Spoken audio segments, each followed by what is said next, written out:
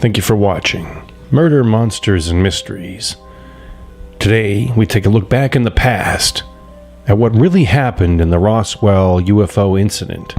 Over recent years, it's become much more accepted that the US government has evidence of UFOs, that they exist, that they are pursued in the air by American military, that they've left the top generals, tacticians, and scientists dumbfounded.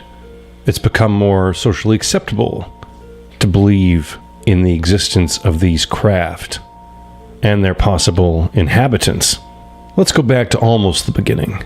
The Roswell incident. Did a UFO really crash land in Roswell, New Mexico?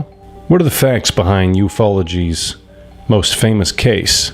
It's been 77 years since the Roswell incident, where believers say an extraterrestrial spacecraft crashed in the New Mexico desert, with debris and possibly alien bodies being discovered by the US government, marking the beginning of a decades-long cover-up.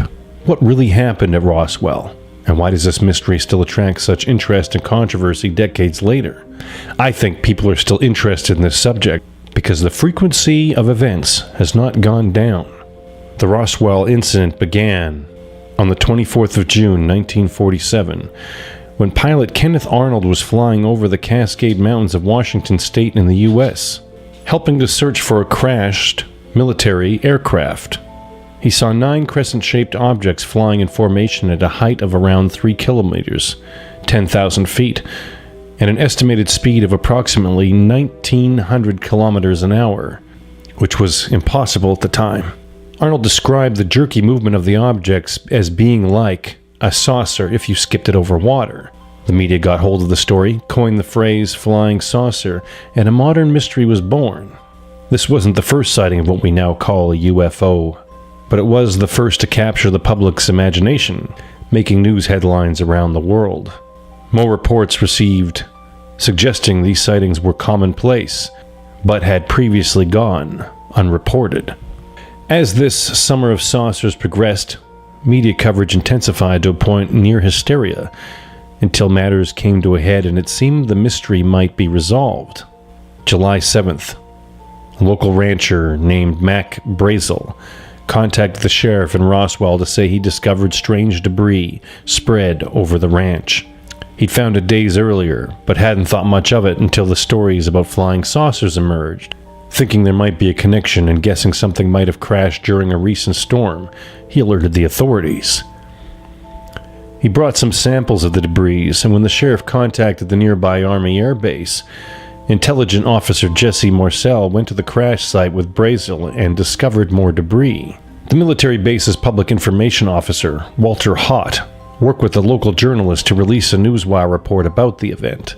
The many rumors regarding the flying disc became a reality yesterday when the intelligence office of the 509th Bomb Group of the 8th Air Force Roswell Army Airfield was fortunate enough to gain possession of a disc through the cooperation of one of the local ranchers and the sheriff's office of Chaves County, he said.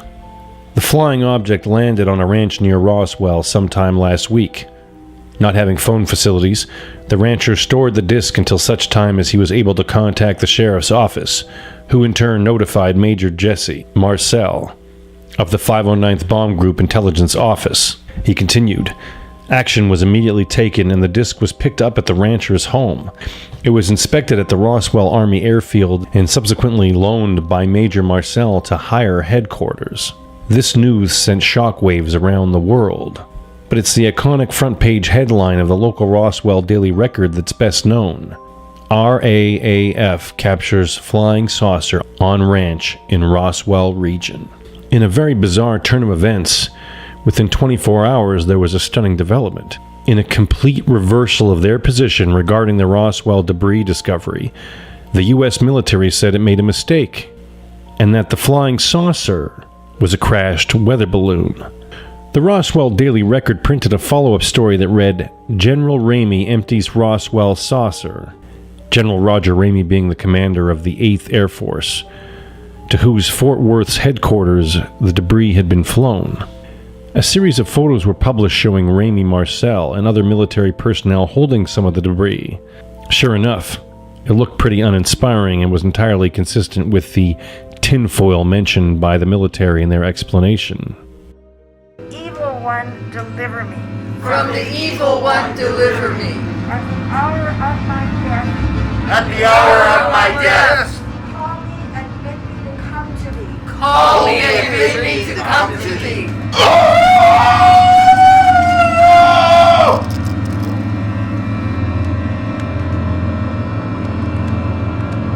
Give me the compass. If you don't, we'll take her eyes. We'll take your family's eyes. We'll make this whole town blind.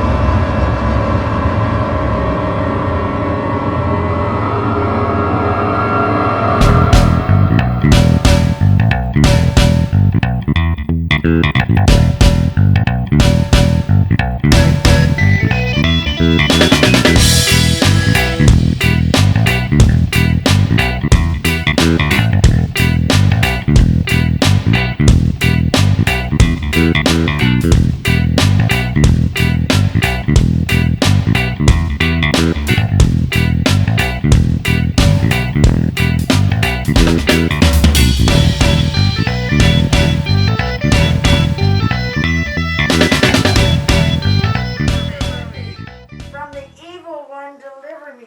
From the evil one, deliver me. At the hour of my death, At the hour of my death, Probably should have come here first. come to thee. call me and bid me.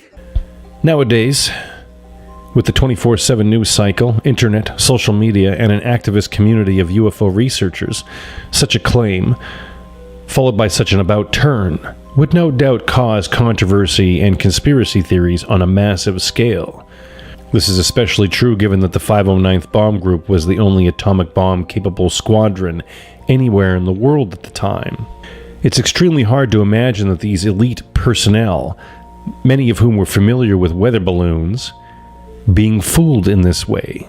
But post-war America was very different from today. And in that calmer, more trusting of authority era, the weather balloon explanation was almost universally believed. Luckily these days, the human population is less likely to believe anything that our governments tell us. While interest in flying saucers and UFOs went from strength to strength, Roswell disappeared from the narrative. The story of the Roswell UFO crash was rediscovered in 1978 by nuclear physicist turned ufologist Stanton T. Friedman, who was tipped off that a retired military man had an interesting story to tell, none other than Jesse Marcel. Marcel told Friedman that the weather balloon explanation had been a cover story and that the photos had been staged, with weather balloon debris being substituted for the real wreckage. He claimed that everyone involved in the retrieval was clear the object had been indeed an extraterrestrial spaceship.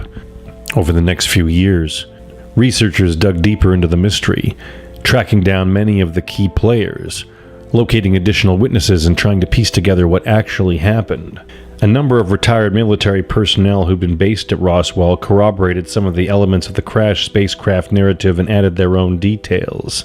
Skeptics argued that they were simply telling researchers what they wanted to hear, writing themselves into the story either as a prank or because they were seeking attention.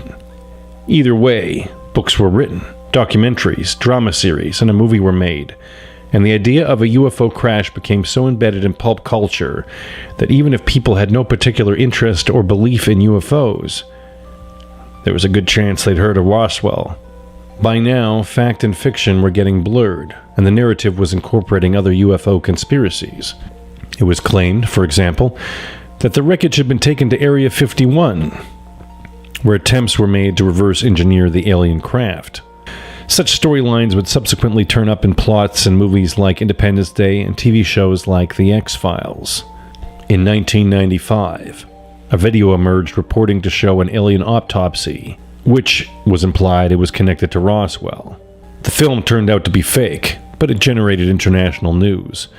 During the 1990s, the US government succumbed to media and public pressure, launching their own retrospective investigation and publishing 2 reports. The first in 1994, and the second, 1997. The conclusion was that the culprit was indeed a high-altitude weather balloon, but that it had been carrying equipment designed to search the atmosphere for evidence of Soviet nuclear tests as part of something called Project Mogul. Skeptics say the highly classified nature of this monitoring project explains any apparent oddities in the handling of the incident. It's even possible that the flying disc story was a local initiative designed to throw the media off the true story, with higher command subsequently overruling the plan and saying it was a weather balloon. The second government report, the release of which coincided with the 50th anniversary of the incident, was arguably guilty of over-egging the pudding, so to speak. None of the original reports had mentioned alien bodies, and even Jesse Marcel denied this aspect of the story, which only emerged later. But the United States Air Force felt they had to address the issue, and their convoluted theory suggests that people had conflated the 1947 crash with tests in the 1950s, in which anthropomorphic crash test dummies had been dropped to test the efficacy of military parachutes. Even for neutral recipients, this was a stretch, and was met with predictable derision. By this time, however, the story of Roswell had become the UFO community's flagship case. The city of Roswell had embraced its heritage. A UFO museum had been opened and annual events were held there to mark the occasion. Roswell now has such name recognition that several U.S. presidents have alluded to the UFO incident in speeches and interviews. Usually they try to make light of it with quips, but sometimes, seemingly, playing it somewhat straight, which makes people wonder. Fast forward to now, the topic of UFOs has been steadily transitioning from fringe to mainstream over the last few years, especially in the US. This started in December 2017 with two related scoops from the New York Times. Firstly, the revelation that the US Navy had videos of UFOs taken from some of its fast jets, and secondly, the existence of Advanced Aerospace Threat Identification Program, ATIP. The exact role of ATIP is still the subject of dispute, but the Pentagon confirmed that it did, in part, study UFO data. This is significant because previously the U.S. government said that official interest in the topic ceased at the end of 1969, when an old Air Force program, Project Blue Book, had been terminated. The New York Times story was seized upon by Congress, and classified briefings followed, with a number of high-profile politicians, Republicans and Democrats alike, speaking on the issue. In summer 2021, the Office of the Director of National Intelligence published an inclusive preliminary assessment that stated most of the sightings studied remained unexplained. Most recently, multiple UFO-related provisions were included in the defense bill, requiring the Department of Defense, the military, and the intelligence community to work together to resolve this mystery. Congress wants to know if these mystery objects are drones operated by an adversary such as Russia or China, or something else. My money's on something else. Seemingly, nothing is taken off the table, and this has sent the UFO community into a predictable frenzy. This means that the Roswell incident is significant. It isn't just an opportunity for the local community to put its usual parade and conference. Rather, Roswell is in the spotlight again, representing a sort of ground zero of the UFO phenomenon. As the event passes from living memory into history, we may never resolve the history, we may never resolve the mystery, but the story speaks to our wider fascination with one of the biggest and most profound questions we can ask: whether or not we're alone in the universe. What do you think, guys? Was this really an alien spacecraft that crashed in Roswell that many years ago? Or were well-trained American personnel convinced that a weather balloon was a UFO? Or was it all just a big lie to keep people from realizing that the US was testing out new technologies to spy on the Russians and the Chinese? Thank you for watching Murder, Monsters, and Mysteries. If you enjoyed today's video, please like and subscribe, as we'll be uploading more regularly.